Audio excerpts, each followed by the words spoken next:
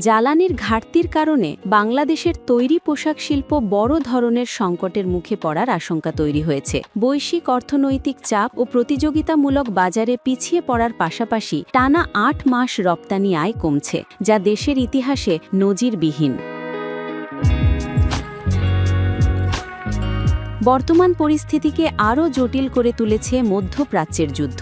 Iran, যুক্তরাষ্ট্র ও ইসরায়েলের সংঘাতের প্রভাবে জ্বালানি সরবরাহে অনিশ্চয়তা তৈরি হয়েছে। শিল্প মালিকদের অভিযোগ, চাহিদামতো ডিজেল, গ্যাস ও এলএনজি না পাওয়ায় অনেক কারখানায় উৎপাদন ব্যাহত হচ্ছে। গ্যাসের চাপ কমে যাওয়ায় অনেক প্রতিষ্ঠান অর্ধেক সক্ষমতায় চলছে। বিকল্প হিসেবে ডিজেল চালিত জেনারেটর ব্যবহার করায় উৎপাদন খরচ প্রায় দ্বিগুণ হয়ে গেছে।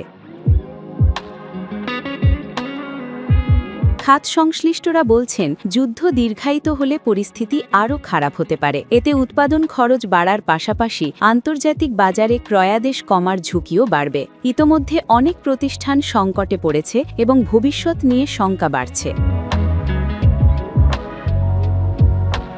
এ অবস্থায় শিল্প মালিকরা নিরবিচ্ছিন্ন জ্বালানি সরবরাহ, অবৈধ মজুতদারদের বিরুদ্ধে ব্যবস্থা এবং বিকল্প উৎস থেকে জ্বালানি আমদানির দাবি জানিয়েছেন। একই সঙ্গে গবেষকরা দীর্ঘমেয়াদে নবায়নযোগ্য জ্বালানির ব্যবহার বাড়ানোর পরামর্শ দিয়েছেন। দেশের প্রধান রপ্তানি খাতকে টিকিয়ে রাখতে দ্রুত কার্যকর পদক্ষেপ এখন সময়ের দাবি।